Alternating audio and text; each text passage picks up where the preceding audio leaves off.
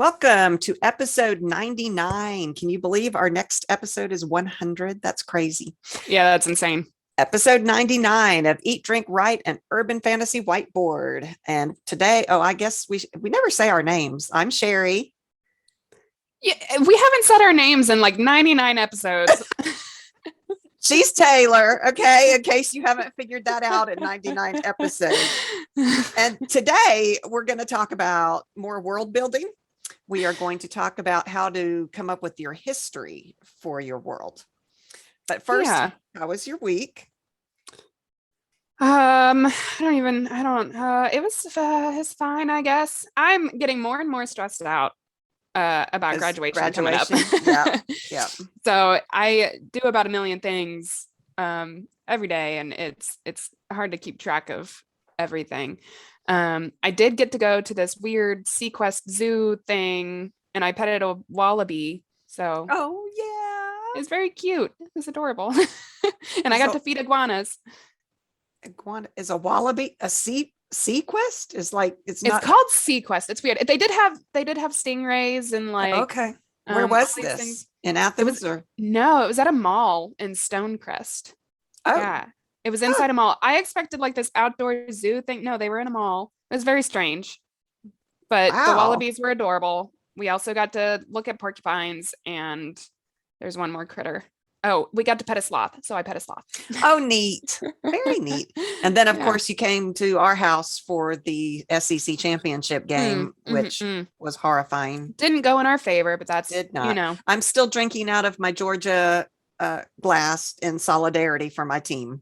Absolutely. So, anyway. How was your week? Well, I just fell down the stairs. You sure did. I asked her, you guys, if she wanted to postpone because it just didn't seem like a night for, doing things clearly, as, she can't walk down the stairs. Mm-hmm. She said, no, we have to get you guys an episode. So yeah, she's here. We were late right around Thanksgiving a couple weeks in a row. So we got to do it. But yeah, the pain is starting to kick in. So bruised and battered, and we're doing this podcast, and we're dedicated. The worst part is that I lost an entire glass of wine. That's the first thing she said when I hopped on, and I was like, "Are you good?" And she was like, "I lost a whole glass of wine," and I was like, "Okay, but you still have like all of your limbs and stuff, right?" She's like, "I guess." Yeah, my feet and my knee, and now since we've been talking on the Zoom, my wrist is starting to hurt. So Lord knows, I can move it all, so nothing's broken. It's just I'm going to feel badly tomorrow, and I have court. So yeehaw! Yeah, woohoo! So That's drinking. What pain meds are for. I'm drinking wine, and your dad made chicken thighs and squash and green beans for dinner because I was in court. So that was yummy. What are you drinking and eating? I have hot chocolate that my lovely girlfriend made for me. Nice. She put some like extra chocolate and some cream in it, so it's a little extra rich. Nice. And then we are having leftovers for dinner, so nothing super exciting. But we went to an Italian restaurant this past weekend, so I have some leftover lasagna to eat. I love lasagna. That's yummy. Yeah. Okay. Well, I have some jokes. Of course you do. Let's hear them. Only two today. The falling down the stairs has kind of blunted me. So did it rattle your brain a little bit? Rattled my brain. So we're doing it on history. So I tried to come up with some history jokes. Mm-hmm. So why were the early days of history called the Dark Ages? Why? Because there were so many knights. KNIGHTS. I thought that one was pretty good. How did the Vikings send secret messages? How? By Norse code. Oh, that one's cute. That one's clever, isn't it? Yeah. Yeah. Okay. So enough of the jokes. All right. World building. We talked about world building before. It's the art of creating a new fictional world. That's Merriam-Webster's dictionary definition. Yeah. Writer's Digest, I found a little blurb that said it's the creation of a world that is different from our own. And I thought, yeah, that's accurate. Cool. That works. So we talked about world building in episodes number 7 and episode number 8, which was way back in the beginning. And we're now on 99. Yeah. But there's so much more to discuss. Yeah, I think we tried to do those 2 episodes way back at the beginning to cover Hmm. everything because we were fresh baby podcasters Hmm. trying to figure out our, how to do this and how to do our notes and how to get you guys, all the information. And we thought that covering it in 2 episodes was enough. Yeah, But no. honestly, it's really not. And the more that we do this podcast and get it, into deeper topics about writing, we absolutely wanted to go with more episodes and get down into the details of world building. Yeah. So today we're going to talk about building your world's history. Yeah. So civilizations are generally defined by their history. So Mm-hmm. it really is a super important part of world building.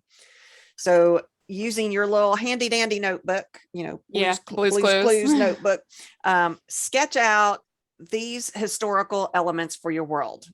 There's two of them. I mean, and really a lot more, but Yeah. power shifts and traumatic events.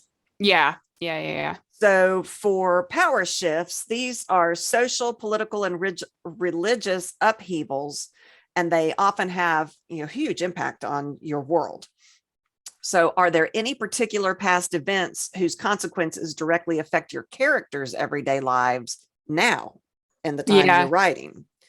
Um, you know, Fair enough. yeah. Sorry to interrupt, but like the first thing that came to my mind when you said that was, for us as Americans specifically, the 9/11 incident, Mm-hmm. having to take off our shoes and go through extremely like rigorous security checks at airports and stuff. Mm-hmm.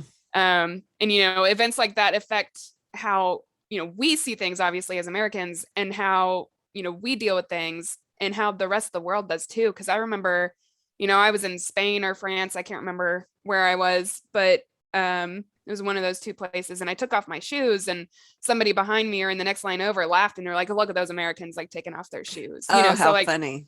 yeah. So just like a really interesting perspective to have. Like that was the first time that I'd been out of the country. And so like taking off my shoes was normal to me because Yeah. I'd always flown domestic. And now like that was a very interesting thing to experience. I mean, and think about using that kind of thing in your books to show the differences in cultures. You can Yeah, have something similar to that. That's a great example. exactly. Think about those stories that we've seen, the alternative history books, Hmm. where, like what would have happened if Hitler won? What was that series? The High Castle, something High Oh, Castle. yeah. Yeah, yeah. Um, you can apply that kind of thought process to your world to shape what might have been done in the past. Right. In Game of Thrones, Martin, what's his first name? I can't remember. George George R. R. Martin. Martin. Mm-hmm. He kind of patterned his story around the War of the Roses, the civil wars that were fought for the English throne in the mid to late 15th century. Yeah. And he used a veiled version of that English history as his starting point. And then, of course, he added in the zombies and the mad kings and dragons and, that All kind of that thing. jazz. But that was his starting point. That's so interesting. I actually, I haven't read that series. I've seen the TV show, but I Yeah. didn't know that that's what he pulled inspiration from. That's really neat. That's what I'm understanding. Now, whether he'll admit that or not, that could be just what, reviewers and other people Right. say, Yeah, oh, sure. he took it just for, and he's probably going, no, but, he might, I don't know. Yeah. But, definitely feel free to borrow from our past and our world when you create your new world, whether it's, current times or futuristic or historical romance, whatever you're writing, you can borrow from our time. Yeah, I would also argue that you probably should, that's that write what you know tip. Mm-hmm. It's going to be a lot richer and a lot more complete, I feel like, borrowing from our own history. Yeah, and it gives your reader a familiar starting point. Yeah, definitely. So they can equate to it. Yeah, I read somewhere, I don't think I put it in my notes. I read somewhere though, that familiarity is a really important part of coming up with, your world building ideas, particularly in history, because if you write about, war or like I think you mentioned, or you're going to mention, I think, but like just traumatic events, Mm-hmm. if you can put things in there that people will relate to, we hear about war all the time, Mm-hmm. then it's a really good way to create a richer history for your world. Yeah, it builds them a pre-made picture in their head too when they're reading. Mm-hmm. Um, So this also works well if you're going to set your books in the future, in our future, because Hmm. the history in that book is going to be now, True. Yeah. and you've got to figure out what happened between now and the setting of your book if you're writing it in the future. Right. There's a whole quote history that's hadn't happened yet. So, that's, you've got to figure those things out. You've got to figure out what wars are there going to be, have been, what rulers are there going to be, did society change somehow, did a plague come and wipe us all out, Yeah. Right. Exactly. um and speaking of religion, that those play a key role in history. I mean, at least they have in our world. Yeah, our world definitely, but also like um worlds that we see built by other authors. Hmm. That we see a ton of different religions and stuff that have been created, and I think a lot of that has to do with because our world history is based in a lot of religion. Hmm. I mean, think of the whole D&D thing. My brother, your uncle, who Yeah.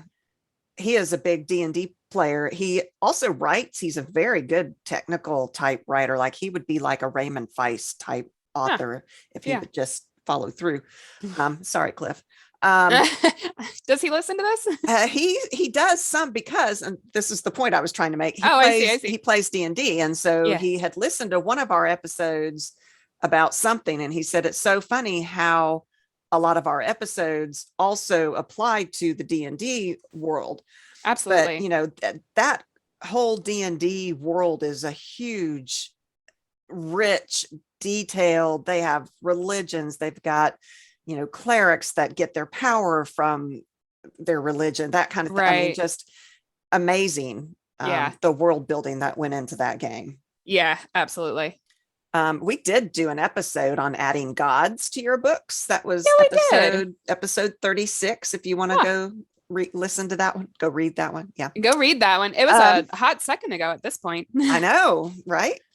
Um, if your world is totally fictional, you might create an entire new religious system, just like you create magical systems. Yeah. You could create any kind of religion that you want. Um, if your world is our world, then you might need to build in a new religion that might um, be important to your plot line. What happens if magic becomes real, but you only get it through the worship like clerics do? Right. How would that affect religion in our world, in this world? Yeah. Yeah. Think about it. It would totally knock this world off its feet, off its axis, whatever. Okay, my body is really starting to hurt now. Wow. Is your head included in that? Did you get a No, but I think the pain that's radiating through the rest of my body is messing up my brain. That's Um, fair. okay, so going on to traumatic events, that was the second um, Yeah. uh, plot, whatever, my second Are you good? Are point. My you point. I'm trying to be good, and unfortunately, the wine that I spilled was most of it. So my husband brought me down what was left, and it was like this much, and it's gone Yeah. now. So Well, okay, traumatic events like war, famine, plague also leave a huge mark on society, your history, your characters in the current yeah. world. These events may lead to a power shift within your fictional world. They might impact laws. How the X-Men, not that this is a war, famine, or plague. I don't know what you would call the mutation in X-Men where they started to mutate and become superpowered. I don't know what you would call that either, but I think that counts as like a traumatic event. But yeah, I mean, it impacted. They then had the laws that wanted to control the mutants and have them have to be registered, and the whole Jewish thing all over again. Yeah. Oh, anyway, so think about that when you're writing your book. The whole social norm system is going to change depending on these things. Right. Social classes, maybe there are social classes in our world, but not like it used to be. Not Hmm. like hierarchy in England where there were lords and then the peasants and all of that. Yeah. Yeah. Yeah. But maybe you write a story that's in our time where things have shifted back to that kind of um, social class. You know, a lot Right. of the dystopian books have these odd social classes. We still have our weird social classes. We've got, the billionaires of the world, like True. That's true. wild. That is very true. So, It makes me think of the Magic Bites, the Alana Andrews yeah. series. Yeah. Um, her talking about traumatic event, their books are set after this magical cataclysm has occurred. Yeah. Magic and technology collided and just erupted, and now the world shifts between tech times and magical times, and it's just that, that's how her world is now. That happened in the history of her world, and now the people in the now time are just dealing with that. So they've come up with, technology that runs during tech times and magic that runs during magic times. And she's very there. I say she, but it's they are very clever with Yes. that series. They really are. And it's a great series, rather, for urban fantasy world building, where, something in the world's history has crazily changed how the world that we know functions. It's a really good example. On top of that, I was just thinking of the Hollows series, which I don't think you've read. You've read book 7. Oh yeah. I did. Yeah. But that's the Rachel Morgan series. And it's very good. But in the past, in the history of that world, there was an issue with tomatoes. And it ended up killing like a ton of humans. Like a lot of the human population was killed by these tomatoes. Something wrong went with the tomato. I don't remember. It's been a long time since I've read them. But didn't read that part of it. Yeah, but now humans won't eat tomatoes in that world because there's the stigma of like tomatoes are going to kill you. So they just don't eat tomatoes. That is great. What a great example of building a history in your world. That is very cool. Yeah. It's huge really, and everything, but wow, I am so sorry. I'm struggling. It's huge with everything that's in your books, from plots to your characters to relationships, that we're all affected by what happened in the past. Yeah. Yeah. I mean, even like the Jewish people today are affected by the horror of the past, and the Native Americans are affected, so all of even though it's quote history, it still affects people today. So remember that when you're creating the history of your world, it's not just like, oh, that happened.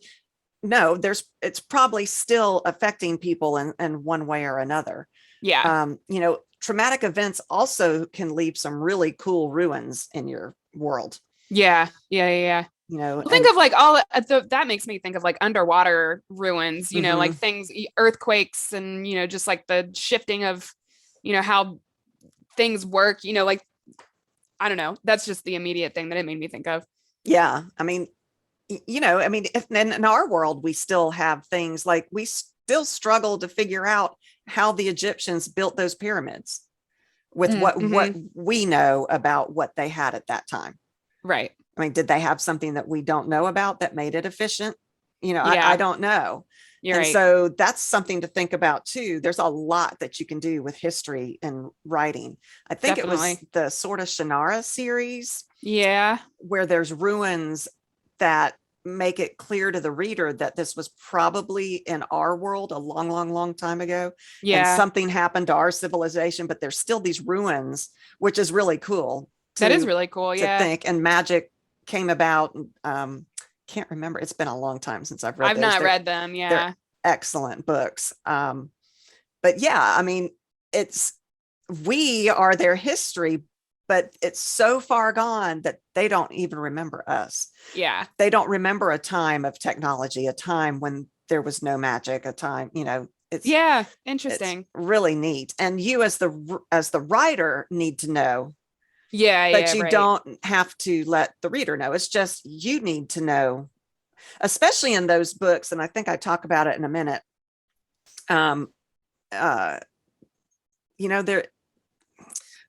now I've lost my train of thought. Oh no. Give her a break, y'all. She fell down the stairs. I am really sorry. No, you're fine.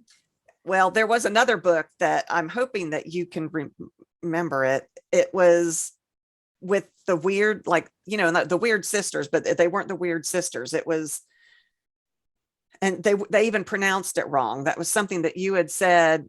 You're like, oh, it was so funny because when she was writing it, they were mispronouncing the word, and then you saw it and you're like, oh, but the people in the story right now had lost that history. I do actually remember what it was. I didn't think I did, but I do remember. I think it was the Throne of Glass series. I think it might have been. And she brings it in like the second book, but she never brings it up again, I don't think. Oh, really? Yeah. So like I never finished those. No, I kind of, so the first two books are like not as great, but like book 3 really picks up. So 3 through 6, and those last 4 books like made it my favorite series. Okay. Yeah, I've gotten part of the way through number 2, and then life happened and I just never picked it back up again. But that what I got from that book was that there is a whole lot of history that no one remembers. And us as readers have had connection, I guess, especially those of us that read and write urban fantasy, there, all those myths and legends that we know.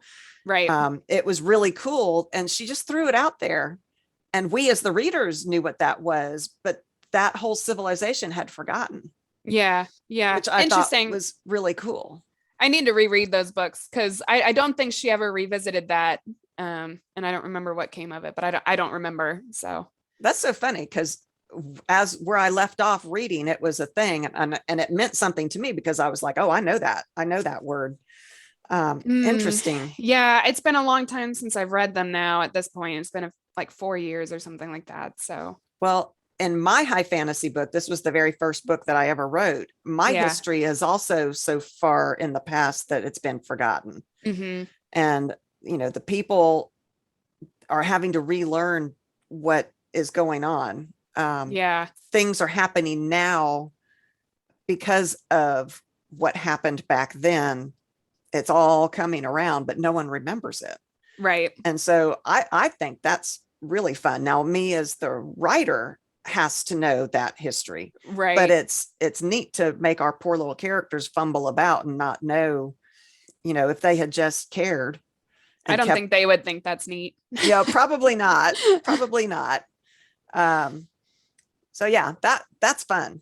I think so too. I mean, I've not really thought about doing that for urban fantasy or anything.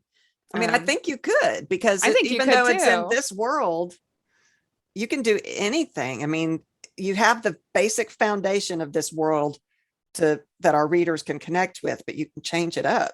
Absolutely. You can change it up, and, we discover new things all the time, we as human beings, but, our current population discovers like a lot of new, they've recently found another set of skeletons in a cave that like changes the way that we think about the history of human evolution, that kind of stuff. And that's happened many a time in my life, that they find, oh, well, this is a piece that we didn't know, and now it changes everything. Right. Yeah. Right. Very cool. Exactly. You mentioned war earlier, and I know I was talking about it a little bit earlier too, but war is like such a broadly used category, and you always see war in like fantasy books. There's always a war going on. And there is a reason for that. Humans have always had war. That's what we know. It's very easy to draw upon our own history and, use war as a major plot point, because that is something that has occurred over and over and over in our own history. And you can play with the reasons behind the wars in your novels and stuff. But, I think like we reiterated before, don't be afraid to use our history just because it has been done. There's a reason for that. And I think that's one cliche or whatever, that's not going to run dry just because it's something that people can relate to as our own history. Yeah, I think so too. So how do you even begin doing this? It's all great to say, oh, you can do, but how do you do it? So this one website I came across was really cool. He said to start with a timeline. Oh, okay. You start with the timeline now. You start with now. Okay. And then you go in both directions on the timeline. Interesting. Hmm. You know, Like I never really think about starting, and going forward. I always, me either. okay, It's sure, start now always and go back. backwards. Yeah. But he brought up an example, J. Michael, and I can't pronounce his name, Straczynski. He wrote the Babylon 5 universe. Ah, okay. And he mapped out 1,000 years in each direction. 1,000 A years. 1,000 years. And so that That's allowed him to accurately plot a really complex storyline yeah. where some characters lived thousands of years and had been messing with Earth for thousands of years. And at least one major character traveled back in time. And the result of his time travel was actually already in the timeline now. So, Oh, good grief. yeah, very cool. That's Um, awesome. yeah, but it allowed the reader to see the universe. He had it all mapped out Yeah. through this timeline that you could go, he knew exactly 100 years ago, 500 years ago, or 1,000 years in the future. He knew. That's insane. Yeah, That's super impressive. I can't imagine being that detailed about that. I can't either. It's impressive. Yeah. Okay, so then I came across this fabulous website about writing with timelines because I was Yeah. fascinated. I'm like, that's a great idea. And it's inkwellideas.com. And the particular article is on world building with timelines. Yeah. It was really well written, this blog. I do urge you to go and look at it. If I think about it, I'll put the link in when I post this, if I remember Yeah. to do Yeah. that. Yeah. But he said there are things that you might want in your history. So think about these things when you're doing this timeline. He Okay. says ancient times is usually 500 or more years ago. So Okay. that's ancient. And Ancient. there might have been the rise of an empire, the fall of an empire, the rise of a new god, the birth of a new religion, the fall of a god or the end of a religion. A legendary hero might have been in the past that everyone talks about. Oh, what a great hero, he was. Right. Um, an exodus or a persecution of a population, Right. which are things we've seen in our history. Right. Cataclysm, like the major flood, Noah's Ark, a large Right. asteroid. There could be Killed the some, dinosaurs. man-made catastrophe that called, Yeah. a I mean, think great about like oil spills and stuff. Very easy to come up with man-made catastrophes, catastrophes. Yeah. unfortunately. Yeah. A great wonder built like the pyramids or the Colossus. A miracle. Maybe there was a miracle happen. Oh, A major discovery of some kind of technological, divine, or magical nature. An yeah. epic war, Right. Like like you across said. years and years and Yeah. years and years. Yeah. A Decades, hundreds of years. major discovery of a new territory, such as a continent or a new planet, if, depending on when you've set your True. Yeah. timetable. So those are all things to keep in mind that you might want in your world's history. Yeah. So historical times are usually considered 20 to 100 years ago. I find that so interesting because, like we've got, science that we still use today and talk about today that was discovered well over 100 years ago. So yeah, just interesting. So in historical times, you might consider a major war. And I think part of what his point was, I don't know if it was a male or female actually that wrote this blog. Part of the point was that the farther back in time, the more you forget. And so it's more major events that are remembered from, that far apart. Right. Right. I Whereas, see what you're saying. So like in ancient times, it's going to be something large, like you said. Okay, that makes way more sense. It's very interesting to think about it in that point of view, because we might not know who a particular king was for a brief time, yeah, because that doesn't really affect things unless he was a king that did something major. right. But a huge cataclysm where an asteroid came and wiped out, that's going to be That you remembered. remember. Yeah. Yeah, exactly. Okay.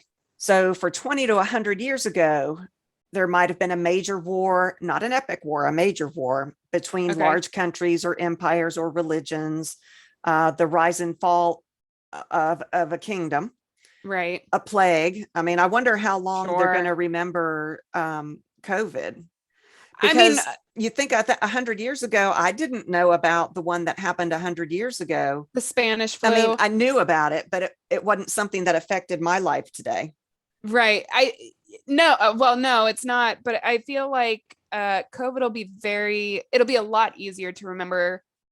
First of all, it's modern, but like second of all, we have so much ability to retain information.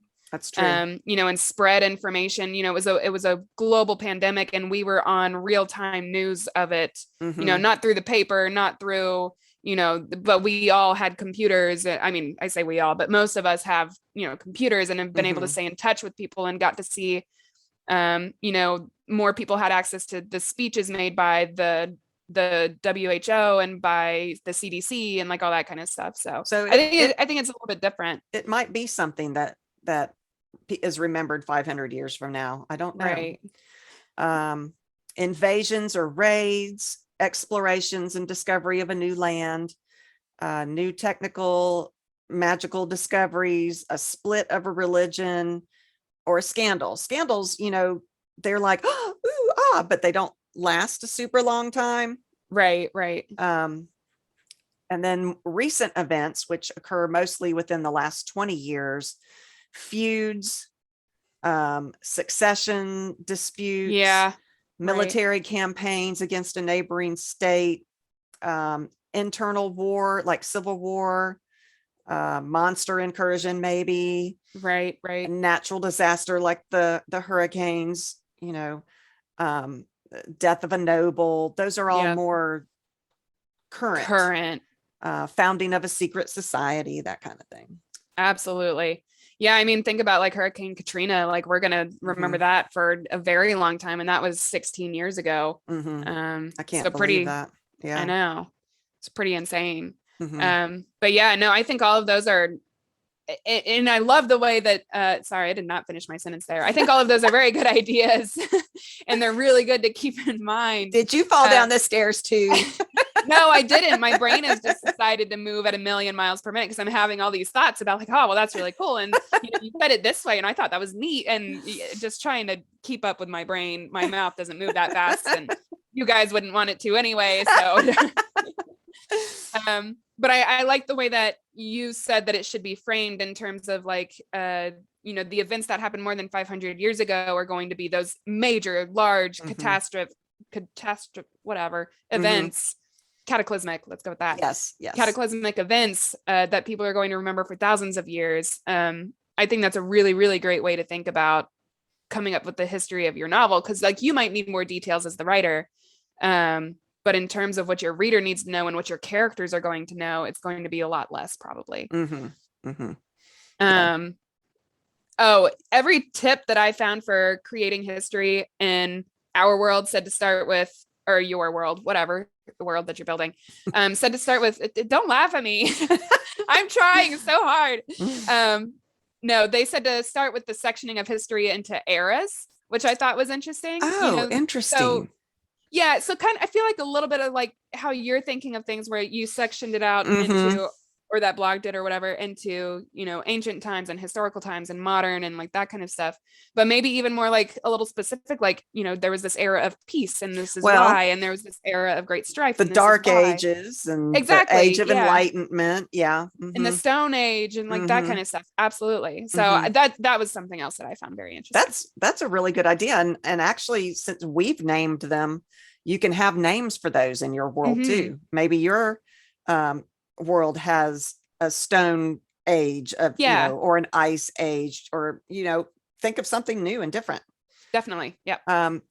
Creating legends and myths. This is kind of an aside, but I think it's important in adding depth to your world as far as history goes. Yeah. Legends generally start out with as being true. They started with a true event, and then they get embellished and changed as time goes on, but they are something that everybody's heard of. It's a legend. He was a hero or whatever. They're usually passed down by word of mouth. Think about the urban legends that we have. I mean, we do our podcast. I mean, even Bloody Mary. Yeah. Yeah. At the end of every month, we do a Myths and Monsters episode, and we talk about urban legends, which are just fascinating to me. And we try to figure out, where did this legend come from? And, could it be real? And has it been debunked? And that kind of thing. That's true. I mean, because I feel like, sorry, I had a brain blank. I'm not even drinking alcohol. This isn't fair. But no, that's true. I feel like most of the time we get all of our like information from multiple sources as well when we're doing our myths and legend stuff. And even some of those sources have different information than others. So just like having that, not a disconnect, but like a playing telephone with stories, essentially. Yes. I used to love to play that when I was a kid. Yeah. When I was in Girl Scouts, we would play that, and it was just Yeah. fascinating. Legends are generally remembered because they evoke a really strong emotion in the listener, and it could be fear, like killer clowns. I think that might have been one we talked about. Or maybe it's hope, this missing treasure that's supposed to be buried out there. That's a legend, right? But that feeling is what keeps the story going and being passed on, right? It kind of like, it makes it, it has something to it that makes it worth it to tell again and to tell again and again and again. Yeah, it evokes a reaction in whoever you're talking to, so it's fun to pass on those things. Yeah, definitely. Myths are generally not true. They don't start off with a true situation, although there may be an inkling of something that the myth came something from. Kind of has to start it, right? Yeah, something had to have started. But for the purposes of writing your world, it will add richness to your story if you've got myths and legends built in. That's true. Yeah. I think it would be really fun to have a really superstitious character who, knows all the dangers, and have it be based totally on myths and rumors, and have him be just wrong. Oh my God. You've got to put a character somewhere like that. I've got a character in my Kada book where she goes to this other world. Yeah. And Is the it other Mushroom Man? Yes.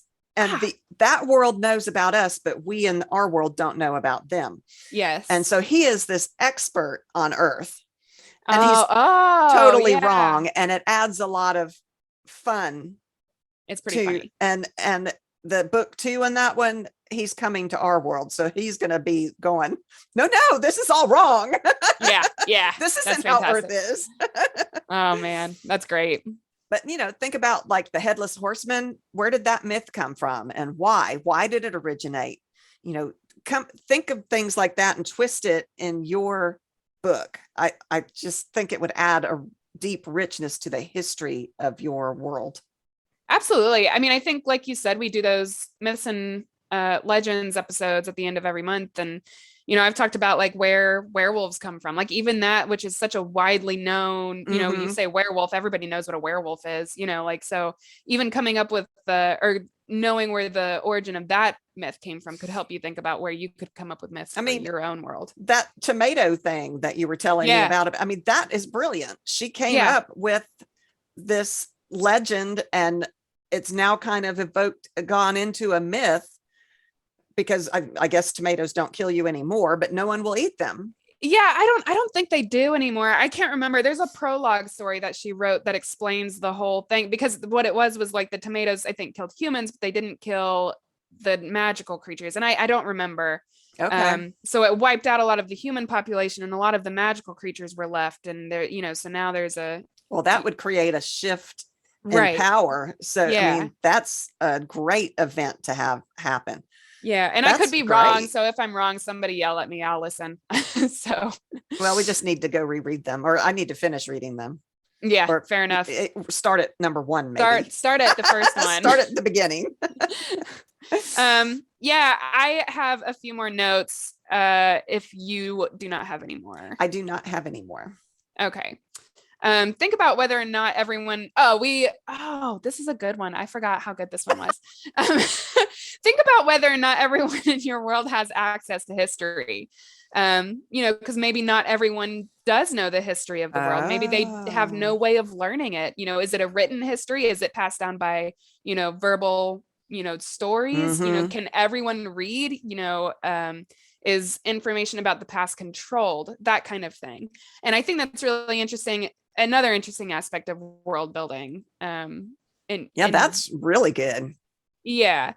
Like in my first book, the high fantasy, the minstrels do a lot of the they're the news spreaders because they travel from town to town and perform, and they make these songs that tell the stories of things that are going on in the world. So that's how news Cool. travels in that world. Right.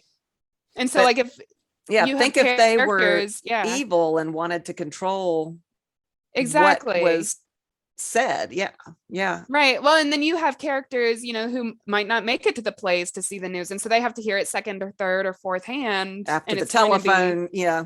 yeah, Hmm. exactly. So really interesting. Hmm. Um, we talked about this one before, but determine what the reader needs to know and what you as the author needs to know. Hmm. The Two author is always different going to, things. Yeah. exactly. The author is always going to have more information than the reader. Hmm. And the reader certainly doesn't need everything. Right. You don't want to bog down your story with too much historical information. It becomes an info dump at some point Yeah. and gets Yeah. messy and Yeah. hard to read and all that. But, bring up facts that are pertinent to the story point that you're working on and bring in the history of your world that way. Hmm.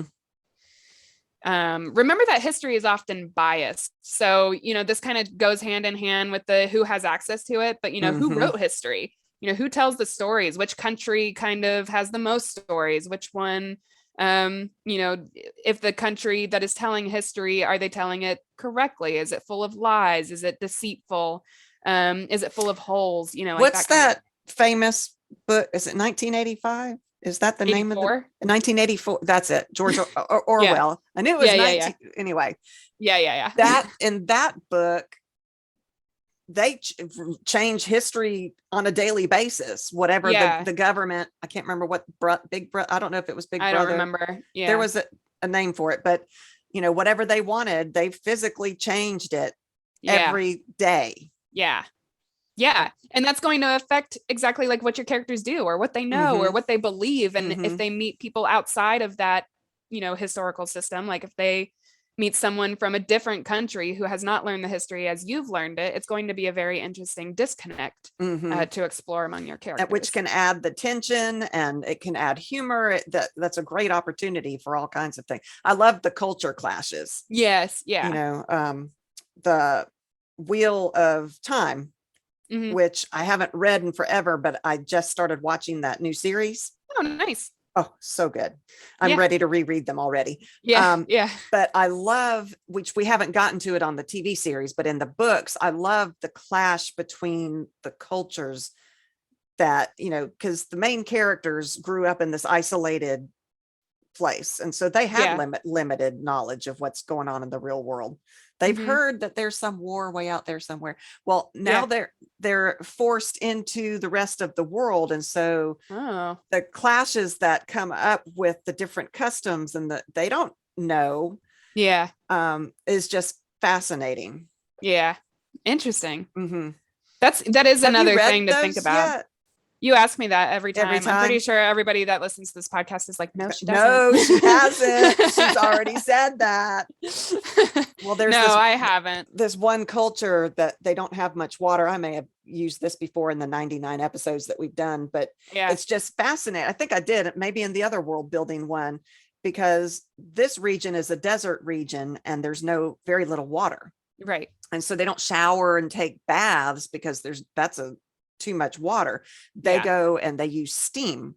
So they have these steam huts and then they scrape off the dirt, as they sweat, Right. which is fascinating. But these characters who have always taken showers, it They're was like, just, no. that was like bizarre to them. And I Yeah. love seeing how, this is normal for this person. They grew up in the desert. And then Right. this person going, well, can't I take a shower? And they're like, what Yeah, are you talking no. about? That's a waste. What, just Yeah. fascinating. I love that interaction.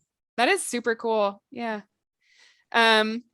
You think about how magic plays into things. I think you mentioned this earlier too, but if you're world building an alternate history, an alternate reality in which magic exists, how does it work with the rules of our world that already exists? And that's more for like urban fantasy, but even, a fantasy world, think about how it exists with the rules of that world as well. And everything we talked about also goes for historical fiction. I mean, sure. Yeah. You try to keep the facts, if you may want to try to be factually correct and have your, I used to love to read historical romances and I loved these tangential characters that I knew from real history. Right. I knew exactly what they were talking about because I knew real history, but they had these alternate historical things or reasons for events that we know happened in history.